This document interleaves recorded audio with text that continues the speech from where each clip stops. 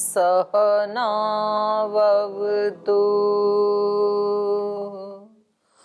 सहनौ भुनक्तु सह वीर्यं करवावहै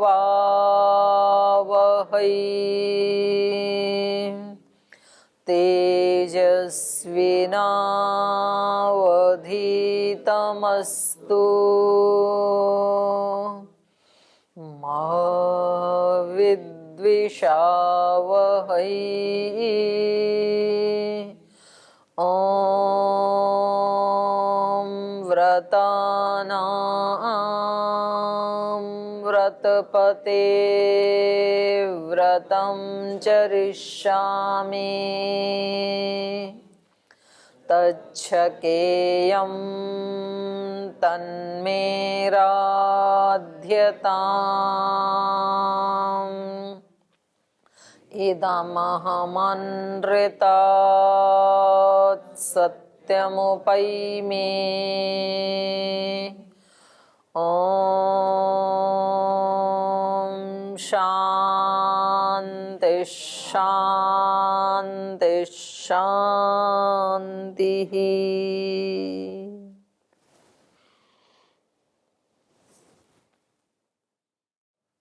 तो आइए पढ़ते हैं हमारा प्रथम अध्याय के तृतीय पाद में दहर शब्द का प्रसंग चल रहा है। दहर का मतलब होता है हृदय भी होता है, आकाश भी होता है, और शाब्दिक अर्थ होता है छोटा, सूक्ष्म, दहर। तो यहाँ पर इन्होंने कहा अल्प श्रुते रीति चेत तदुक्तम, क्योंकि पीछे दहर शब्द जो है वो ब्रह्म का वाचक है, ये प्रसंग चल रहा था। तो कोई कहे कि भाई वो दहर तो बहुत छोटा सा है, तो उसमें वो अनंत कैसे समा सकता है, वो अनंत है। तो कहा कि ये तो हमने पहले ही इसका उत्तर दे दिया था। दहरो अस्मिन अंतराकाश इति या स्थान अल्पत्व श्रुतिरस्ति न सा परमात्मनि संभवती इति। बोले ये दहर शब्द से जो स्थान का अल्पत्व है, छोटापन है, ये परमात्मा में तो संभव नहीं हो सकता है, क्योंकि परमात्मा तो अनंत है, तो वो इतने छोटे में कैसे समा सकता है। इति कथनम चेत स्यात् तर्हि, ऐसा कोई कहे तो तस्य अल्प स्थानत्वस्य विषये पूर्वमेव उक्तम। तो ये अल्प स्थानत्व वाली बात तो हमने पहले ही कह दी थी। तो ये 1-2-7 में कहा था ना इन्होंने, अर्भकौकस्त्वात् तद व्यपदेशाच्च नेति चेत न निचाय्यत्वात् एवं व्योमवच्च। वहां पर भी तो यही बात आई थी ना, अर्भकौक मतलब अल्प स्थान वाला। तो बोले अल्प स्थान वाली बात अगर कोई कहे कि भाई ये इतने अल्प स्थान में उसका व्यपदेश कर रहे हैं ब्रह्म का, तो ये तो नहीं हो सकता है। तो बोले नहीं, ऐसा कोई कहे तो ये ठीक नहीं है, क्योंकि निचाय्यत्वात् एवं व्योमवच्च, अनंत तो है लेकिन उसका निश्चय कहाँ हो सकता है उसका अनंत का, तो वो तो हृदय प्रदेश में ही हो सकता है निश्चय। तो उस दृष्टि से ये बात कही थी।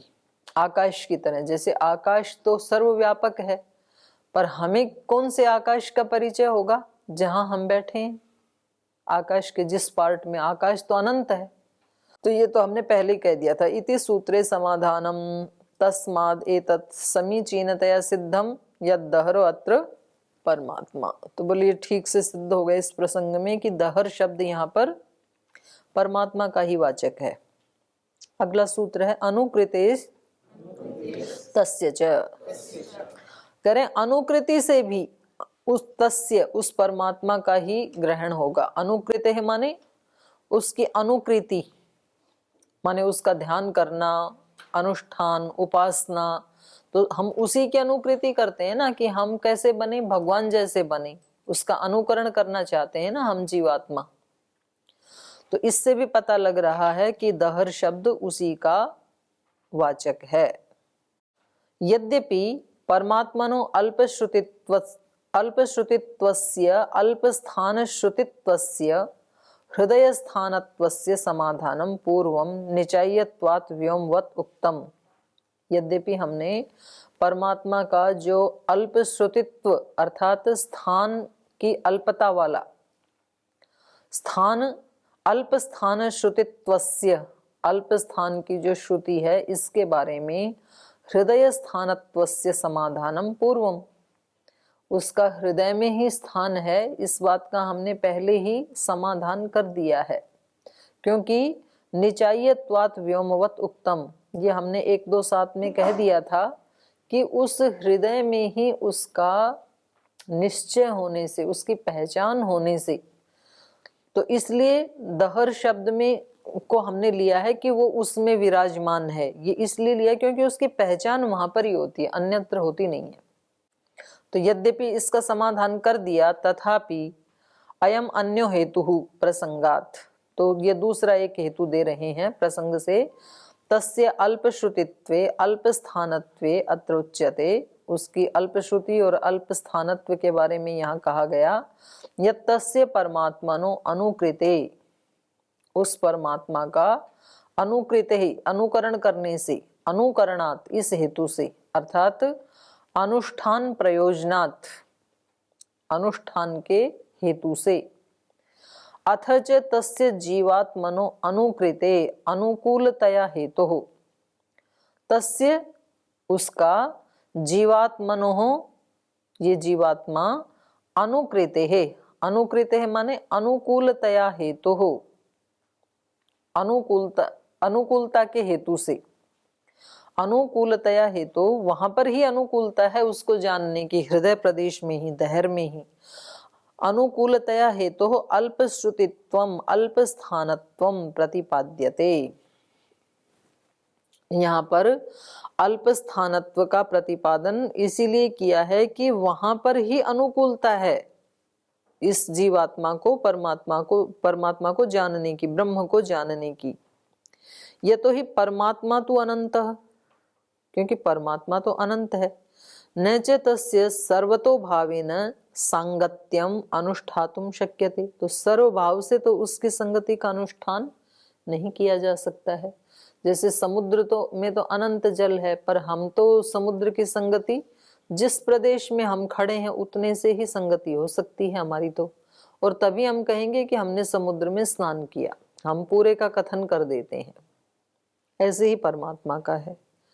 यस्मिन् ही प्रदेशे जीवः स्वरूपतो ज्ञानवत्तया अवतिष्ठते तत्र प्रदेशे ही तस्य सांगत्यम कर्तुम शक्नोति।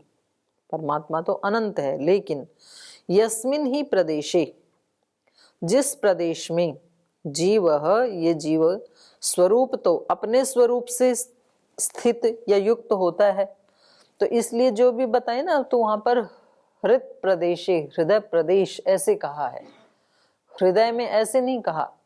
जिस प्रदेश में, यस्मिन् ही प्रदेशे, जिस प्रदेश में, अर्थात जिस हृदय प्रदेश में, जीवः स्वरूप तो ज्ञानवत्तया अवतिष्ठते, अपने स्वरूप में स्थित होता है। कैसे? ज्ञानवत्तया, ज्ञान से युक्त होकर के जब स्थित होता है, तत्र प्रदेशे ही तस्य स सांगत्यम कर्तुम शक्नोति, उसी प्रदेश में वह उसके साथ, उस परमात्मा के साथ संगति कर सकता है। तो यहाँ दो बातें ध्यान देने की हैं। एक तो वो अपने स्वरूप में स्थित होना चाहिए। अगर वो अविद्या से युक्त है तो वृत्ति सारूप्य हो गया, वो अपने स्वरूप में स्थित नहीं है, तो तब वो भले ही हृदय प्रदेश में है तो भी परमात्मा के साथ संगति नहीं कर सकता है। तो एक तो कहा अपने स्वरूप में स्थित होना चाहिए, और अपने स्वरूप में स्थित कैसे हो सकता है? ज्ञानवत्तया, ज्ञान से युक्त होकर के। वरना तो वो जीवात्मा जब एक शरीर को छोड़ के दूसरे शरीर में जाता है तो तब भी तो आत्मा के साथ ही रहता है, और इस शरीर में रहते हुए भी हमेशा ब्रह्म की संगति में ही रहता है। तो ब्रह्म की संगति में रहते हुए भी वो उसको, उसकी संगति नहीं कर पाता है। अज्ञान से युक्त होने के कारण, अपने स्वरूप में स्थित न होने के कारण उसके साथ संगति नहीं कर पाएगा। तो इसलिए कहा यहाँ पर कि यस्मिन् ही प्रदेशे जीवः, जिस हृदय प्रदेश में ये जीव, स्वरूप तो ज्ञानवत्तया अवतिष्ठते, अपने स्वरूप में ज्ञान से युक्त होकर के रहता है। तत्र प्रदेशे ही, केवल उसी स्थिति में ही, उस हृदय प्रदेश में, स तस्य सांगत्यम कर्तुम शक्नोति। ये जीवात्मा उस ब्रह्म के साथ संगति करने में समर्थ होता है। उक्तम ही जीवात्मनः शरीरे स्थानम हृदयम। और शास्त्रों में भी इस जीवात्मा का स्थान शरीर में कहाँ बताया है? हृदय में ही बताया है। तो ये कठोपनिषद का उदाहरण दे रहे हैं। अंगुष्ठ मात्र पुरुषः अंतरात्मा सदा जनानां हृदये सन्निविष्टः तम स्वाच्छरीरात् प्रवृहेत मुंजादि वेशिकाम धैर्येण। कह रहे ये जो ब्रह्म है इसको अंगुष्ठ मात्र पुरुषः, ये पुरुष अंगुष्ठ मात्र है। अब पुरुष कहने से कौन से पुरुष को लें? यहाँ पर जीवात्मा को लें कि ब्रह्मा आत्मा को लें? तो कहा अंगुष्ठ मात्र पुरुष अंतरात्मा सदा जनानाम हृदय सन्निविष्ट। सदा मनुष्यों के हृदय में, अंतरात्मा में ये पुरुष सन्निविष्ट रहता है, जो अंगुष्ठ मात्र है। तो यहाँ पर क्योंकि ये पुरुष आत्मा में रहता है तो इसलिए यहाँ पुरुष से किसका ग्रहण किया जाएगा? ब्रह्म का। आत्मा से तो जीवात्मा का ग्रहण किया जाएगा। और क्योंकि वो उससे भी सूक्ष्म है, हृदय में रहता है, तो इसलिए यहाँ पर उसका ग्रहण किया जाएगा, ब्रह्म का। सब, बहुत सारे नहीं, सब मनुष्यों के कहाँ रहता है वो। और यही बात गीता में भी कही है। ईश्वर सर्वभूतानां हृद्देशे अर्जुन तिष्ठति। वहां पर भी यही बताया कि सब मनुष्यों के हृदय में रहता है वो। तो वहां भी ईश्वर शब्द वहां तो स्पष्ट ही कहा है, ईश्वर सर्वभूतानां। पर यहाँ क्योंकि पुरुष कहने से जीवात्मा का भी ग्रहण हो सकता था, लेकिन यहाँ पर फिर अगला शब्द जो कहा कि आत्मा के, पुरुषो अंतरात्मा, आत्मा के अंदर ये पुरुष सब लोगों के हृदय में सन्निविष्ट है। तो उसको तम स्वाच्छरीरात्, उस ब्रह्म को अपने शरीर से प्रवृहेत, अलग करना चाहिए, बाहर निकालना चाहिए। कैसे? मुंजादि वेशिकाम धैर्येण। मुंजादि इव ईशिकान धैर्येण। जैसे मूंज से ईशिकाओं को निकाला जाता है ना, वो होता है ना डंठल, सरकंडा, तो उसके बीच में से मूंज निकाली जाती है। एक तो पत्ते पत्ते हैं बाहर, वो तो हटा ही दिए जाते हैं, फिर एक बच गया वो बीच में डंठल, और उसमें से फिर वो सींख है ना, उसको निकाल निकाल के झाड़ू आदि बनाते हैं। तो उसको बड़े धैर्य से निकालना होता है, नहीं तो टूट जाएगी तो झाड़ू बनेगी कैसे। तो उसमें बड़े धैर्य से उसको अलग कर दिया जाता है। उससे लगता तो वो उसके एक ही स्वरूप दिखता है, मुंजी का और वो सरकंडा दोनों साथ ही मिले हुए हैं। तो जैसे शरीर और जीव या ब्रह्म हृदय में साथ ही मिले हैं, पर उसको अलग करना तो उसको बड़े धैर्य से अलग किया जाता है और बड़ी कुशलता से अलग किया जाता है। तो आत्मा शरीर से अपने आप को कैसे अलग करे? तो कहा बड़े धैर्य पूर्वक। और मुंजादि इव ईशिकान, जैसे मुंजादि से सीख को, ईशिका को अलग कर दिया जाता है, ऐसे साधना करते हुए व्यक्ति को अपने आप को इस शरीर से बाहर निकालना चाहिए। बाहर निकालना चाहिए मतलब अलग देखना चाहिए, विवेक की स्थिति से युक्त होकर के शरीर को ऐसे ही देखना चाहिए जैसे दूसरे शरीरों को हम देखते हैं, ऐसे ही अपने वाले शरीर को भी देखना चाहिए, अपने आप को अलग कर लेना चाहिए शरीर से। तस्मात् तस्य अनुष्ठान हेतोः अनुकूल्य हेतुर्वा परमात्मनो अल्पश्रुतित्वम अल्पस्थानत्वम वा अध्यात्म ग्रंथे प्रतिपादितम। तो कह रहे हैं तस्मात्, इसलिए, तस्य अनुष्ठान हेतु हो, उसके अनुष्ठान के हेतु से, माने उसको उस हृदय में पाने में ही अनुकूलता है। अनुकूल्य हेतुर्वा, अनुकूलता के हेतु से, परमात्मना अल्पश्रुतित्वम, ये जो परमात्मा है उसका अल्पश्रुतित्वम अल्पस्थानत्वम वा, या उसका अल्प स्थान, क्योंकि हृदय स्थान में भी अंतरात्मा है, वो जीवात्मा के अंदर है, तो इसलिए उसका अल्प स्थानत्व बताया है, क्योंकि वो वहां पर ही इसके पहचान करने की अनुकूलता वही है जीवात्मा को। परमात्मा तो सब जगह है, हृदय में भी है, शरीर के अन्य अंग प्रत्यंगों में भी है, शरीर के बाहर भी है, लेकिन इसको अनुकूलता कहाँ है जीवात्मा को? क्योंकि ये हृदय में ही रहता है। तो कहीं कहीं कहते हैं ना कि ये रहता कहाँ है, तो कोई कहेंगे वो यहाँ रहता है कि इधर रहता है, कहाँ रहता है? तो इन्होंने बिल्कुल स्पष्ट कर दिया, कहाँ रहता है? हृदय में रहता है। अब उस हृदय को ढूंढो भाई, कहाँ है? ये तो पक्का हो गया कि हृदय में ही रहता है, और उसको हृदय में ही परमात्मा को जानने की अनुकूलता है। इसलिए दहर शब्द से परमात्मा ही लिया जाएगा, क्योंकि दहर का अर्थ छोटा भी होता है और दहर का अर्थ हृदय भी होता है, तो वहां पर ही प्राप्त करने की अनुकूलता है। तो इस हेतु से भी दहर को यहाँ पर ब्रह्म कहा है। प्रदेश का ऐसे निश्चित नहीं बताते ना कहाँ है। नहीं, वो कुछ लोगों ने तो बताया है ये हृदय में, मतलब यहाँ वक्षस्थल में, और कुछ ने बताया है मस्तिष्क में। तो दो मत हैं यहाँ पर विद्वानों की। महर्षि दयानंद ने यही बताया है, और अपने जो ब्रह्म मुनि जी हैं उन्होंने भी यही बताया है, और उदयवीर शास्त्री जी उसको यहाँ बताते हैं। तो अलग अलग विद्वानों के अलग अलग मत हैं, दो मत हैं मतलब। और कह रहे हैं इसको अध्यात्म ग्रंथों में भी प्रतिपादित किया। वेद का बता रहे हैं, वेदे च अनुकृतित्वस्य बीजम निर्दिश्यते।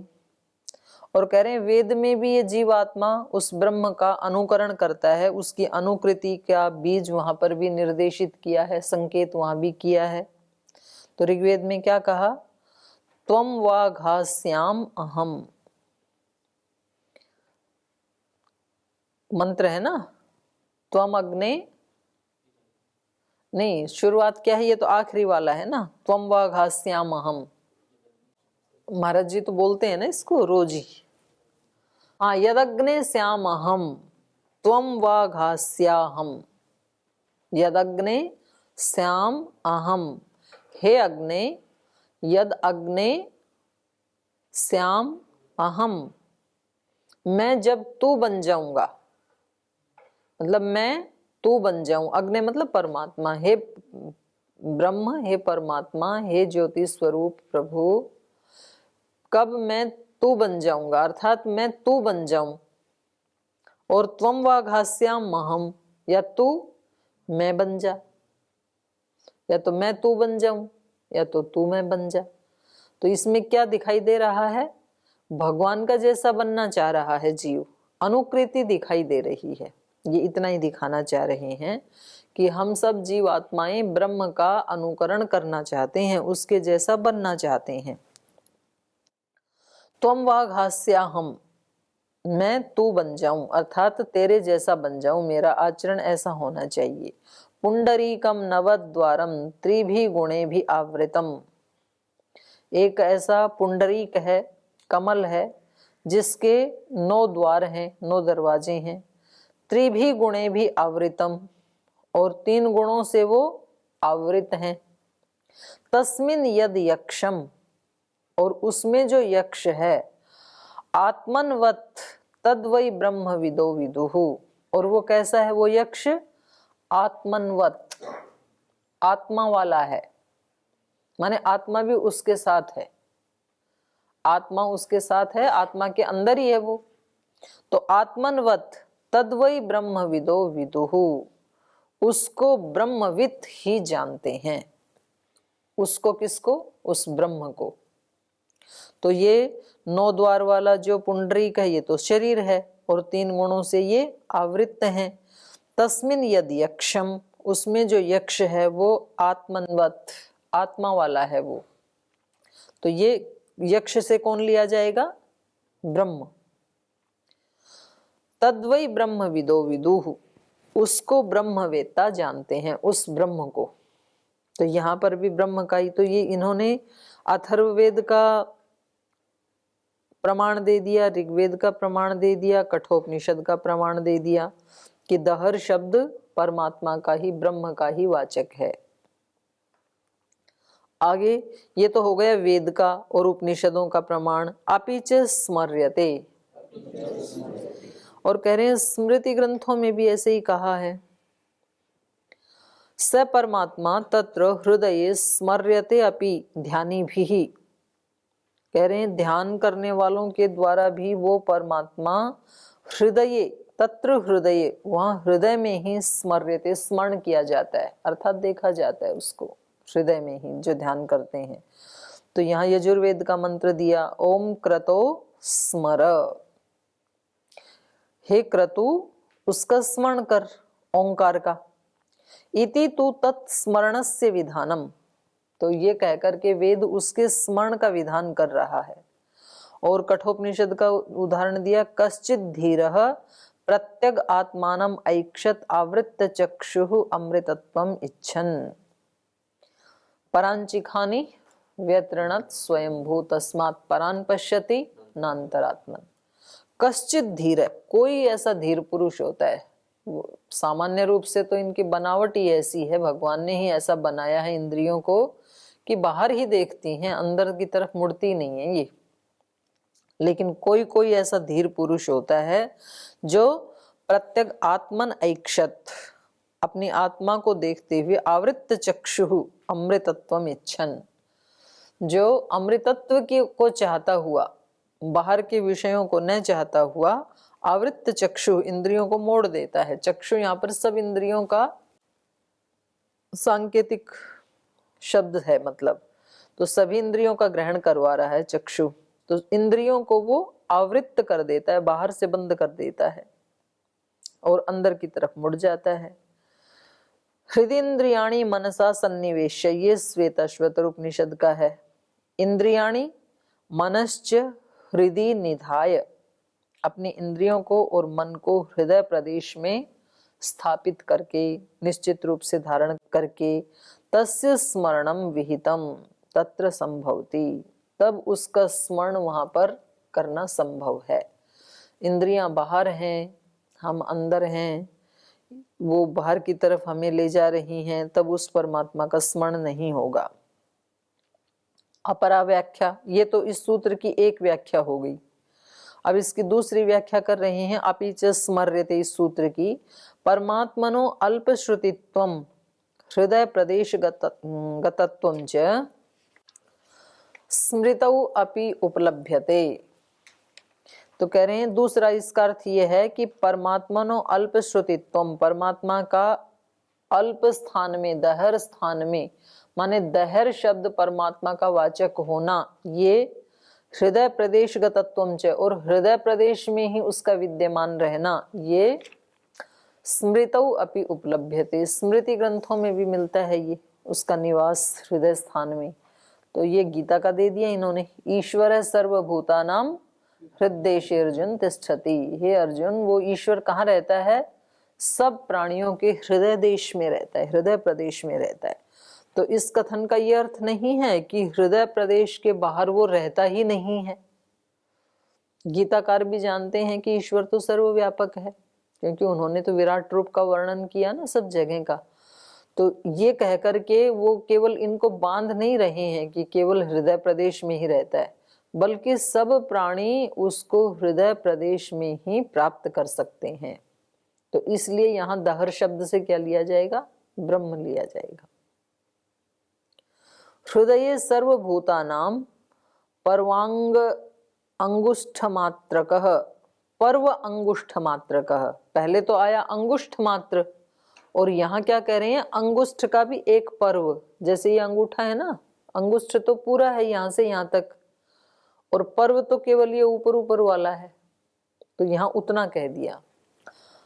पर्वणांगुष्ठ मात्रकः अथ ग्रसति अनंतो ही महात्मा विश्वम ईश्वरः, ये इसका है महाशांति पर्व का।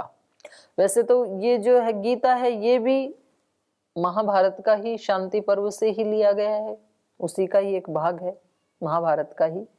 तो ये दूसरा दे दिया, महाभारत का ही एक क्योंकि ये भी तो स्मृति है ना, महाभारत भी तो उसके 2 उदाहरण दे दिए इन्होंने। सर्वभूतानाम हृदय, सब प्राणियों के हृदय में, पर्वणांगुष्ठ मात्र का, ये ब्रह्म अंगूठे के पर्व के समान है। अथ ग्रसति अनंतो ही, और इतना सा ही ये सब कुछ को ग्रस लेता है, अपने अंदर समा लेता है। महात्मा विश्वम विश्वम ईश्वरः, ऐसा ये जो ब्रह्म है ये इस सारे विश्व का ईश्वर है, मालिक है। एको हम अस्मि इति आत्मानं यत्त्वं कल्याण मन्यसे नित्यं स्थितस्ते हृदयेशः पुण्यपापेक्षिता मुनिः। एको हम अस्मि इति आत्मानं यत्त्वं, मैं एक ही हूँ, ऐसा, इति आत्मानं यत्त्वं, ऐसे अपने आप को जो ये कहता है, कल्याण मन्यसे, जो अपना कल्याण चाहता है, तो नित्यम स्थितः ते हृदय एष, नित्य हृदय में स्थित ये जो परमात्मा है, पाप पुण्य ईक्षिता, जो पाप और पुण्य को देखता है, वो कौन है? मुनि ही। यहाँ पर ब्रह्म को मुनि कहा, ब्रह्म को ही यहाँ पर पाप पुण्य को देखने वाला कहा। एष पाप पुण्य ईक्षिता मुनि, वो मुनि सब पाप पुण्यों को देखता है। व्यक्ति पाप पुण्य करते समय तो औरों को दिखाना चाहता है, लेकिन पाप करते समय क्या सोचता है? एको हम अस्मि, या तो मैं अकेला ही हूं तो कर लेता हूं कोई पुण्य पाप, ऐसे सोचता है ना। तो बोले नहीं, ऐसे नहीं सोचना चाहिए उसको, क्योंकि ये जो दूसरा देखने वाला है ना, पाप पुण्य को देखने वाला, ये सदा हृदय में बैठा ही रहता है। इसलिए पुण्य करते समय तो व्यक्ति नहीं सोचता ऐसे कि मैं अकेला ही हूं कर लेता हूं पुण्य, ऐसे नहीं सोचता। वो दिखाना चाहता है दूसरे को कि मैं कर रहा हूं तो कोई मुझे देखे। इसलिए कहीं नदी पे पहाड़ पे जाते हैं तो वो, क्योंकि वो ध्यान लगाने की जगह है, तो ध्यान तो लगाते हैं, लेकिन बोले पहले फोटो ले लो, तो ऐसे बना के फिर फोटो खिंचवाता है अपनी, और फोटो के बाद ध्यान करता नहीं है, फोटो के बाद खत्म। तो ये व्यक्ति ऐसे पुण्य करता है तो दूसरे को दिखाना चाहता है कि मैं ध्यान कर रहा हूं तो कोई देखो तो सही मैं ध्यान कर रहा हूं, तो फोटो तो लो कम से कम। लेकिन पाप करता है तो नहीं दिखाना चाहता है। पर ये कह रहे हैं कि आप दिखाओ या ना दिखाओ, नित्यम स्थितः ते हृदयेशः पुण्य पाप ईक्षिता मुनिः। अगर आप अपना कल्याण चाहते हो तो आप इस बात को जान लो कि वो नित्य स्थित है हृदय में, पाप पुण्य का दृष्टा बना हुआ। प्रकृतः स हृदयेशे लक्षित, तो कह रहे हैं यहाँ पर भी वो हृदय देश में बताया गया है। परमात्मा अस्ति इति यत्र अयम अन्यो हेतु, तो यहाँ पर भी ये दूसरे हेतु से भी यही बताया कि दहर शब्द से परमात्मा का ही ग्रहण होगा। शब्दादेव प्रमितः, शब्द प्रमाण से भी प्रमितः, अच्छी तरह से मापा गया है उसको। शब्द प्रमाण भी यही बात कह रहा है, उसको जाना गया है। स हृदय देशेन प्रमितः, प्रमितः माने प्रकृष्टेन मित, हृदय प्रदेश से ही उसको जाना जाता है, अच्छी तरह से उसको मापा जाता है। मापा जाता है मतलब जाना जाता है।